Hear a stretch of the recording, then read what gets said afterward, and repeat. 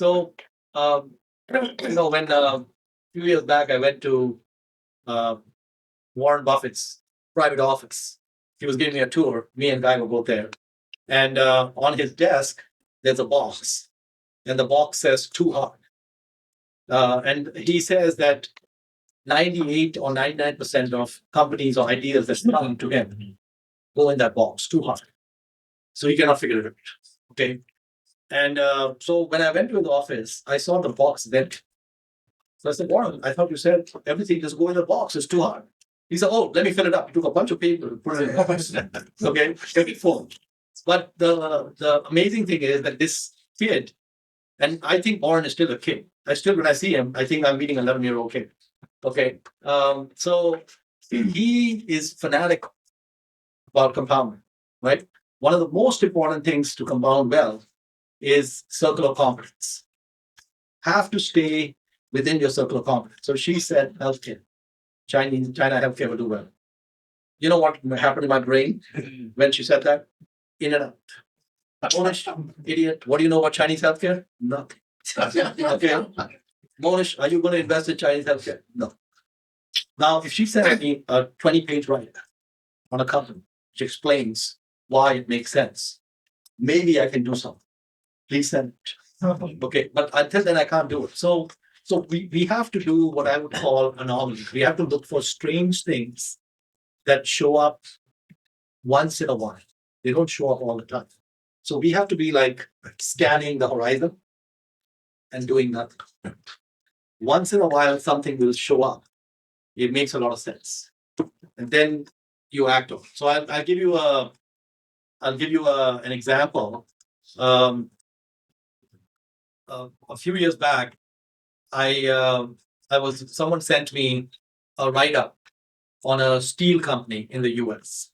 Okay, and the kind of the economics of this company was that the stock price was I think around $40 a share, $45 a share, and they had $15 a share in cash, no debt, and next 2 years they had contracts where the earnings are $15 a share for the next 2 years. So between the cash and the next 2 years of earnings, you're paying 45, you get the 45 back in 2 years. But you still have the company, all the plants and everything else. So after 2 years, there's no visibility into what's going to happen. But all you know is, and it's a cyclical business, can go up and down, right? So I said, okay, we're going to make the investment. We're going to keep it for 2 years and see what happens. Because I take in the cash, and at that point, I got all the cash back. So I bought the company for 45. 1 year goes by, and they say another 2 years is $15 a share. So one more year is set. The stock is now at 75. Okay, so it moved up. So I said, okay, now it's $60 for 15 plus 3 years, $60. I said, let's wait because we are now above our cost. Then they announce 1 more year, $15. Okay, and then now the stock is at 90, right? It's doubled. And then I'm thinking I should sell and whatnot. Then they announce someone is buying them for $150. I don't even wait for the deal to close. The stock goes to 150, I sell it. Okay, so I don't need a lot of horsepower to figure that out. It was easy to figure out, but it doesn't happen every day. So the important thing is that Charlie Munger says there was a friend of his. He's a billionaire. He lives near Stanford University, John Arriaga, and John Arriaga only invests in real estate within 1 mile of Stanford University. So you take Stanford 1 mile around, that's the only thing he invests, nothing else. And from having no money 40 years ago, he's a billionaire. And all he did was he never put on a lot of debt. And when things went down, he bought. And when everyone got euphoric, he sold. That's all he did, and he has planned that. So what is John Arriaga's circle of competence? Is it real estate? No. Is it US real estate? No. Is it California real estate? No. Northern California real estate? No. Bay Area real estate? No. Only real estate around Stanford. The circle of competence is this small. He knows nothing. If I talk to John about the steel company, in and out, he won't do anything. He's just going to listen to me and drink some coffee and say, okay, next. I'm not interested in it because it's not in his circle, right? So we don't need, the good thing about getting wealthy is we don't need to understand a lot of things.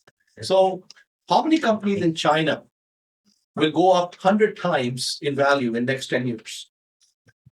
A lot of companies, probably more than 50 companies. Am I going to be invested in any of them? Probably not. Am I sad about it? Do I look sad? Okay, so the good thing about the investing game is, like Buffett says, there are no called strikes. In baseball, 3 strikes, you're out. In investing, you let 1,000 balls go by, right? So the key is, I come to China, I come to PTU, I meet all of you. I yesterday went to Maotai. We make, I don't know, 400% or something on the investment. Well done, Mohnish. Okay, thank you. And I don't know what will come out of this trip. I just enjoy being with you guys. But maybe someone send me an email, something happened. Maybe something. If something comes out, that's good. If something doesn't come out, that's also good. Either way, I'm happy. No problem. And now, tonight, I'm going to India. Okay, and I'm going to meet with about 6 companies that I know nothing about. It's like a MBA class. I sit down with them, drink the Indian chai. Hey, tell me about the business. I don't care whether I invest or not. I just want to learn. I enjoy learning, right? And if I keep doing these meetings, sometime there will be like the steel industry something. Like I was at one meeting a few months ago. The market cap of the company is less than 100 million.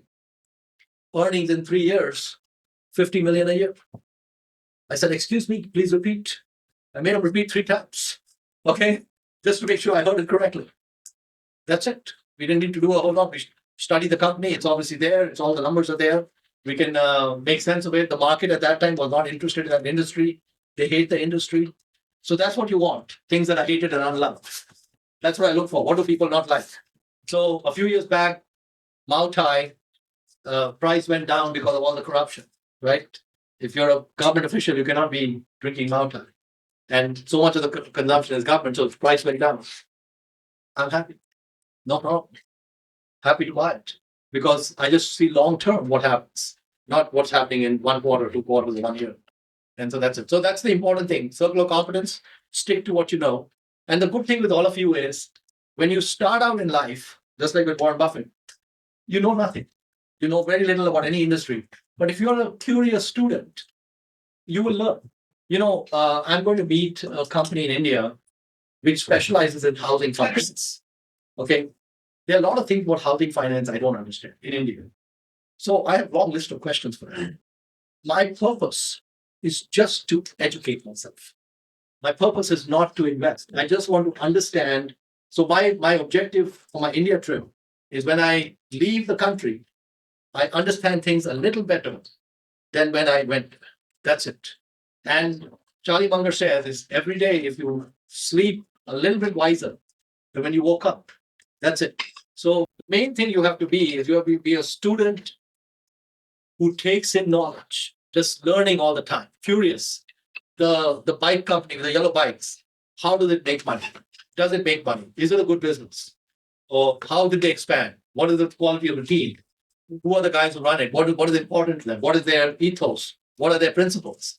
I'm curious about all these things. I have no idea about these things, but I'm curious about these things. So that's what you're going to have. You're going to have a curiosity to keep taking in data. And then once in a while, when you take in the data, suddenly things will fit. And then when they fit, you can act. So that's how you do it.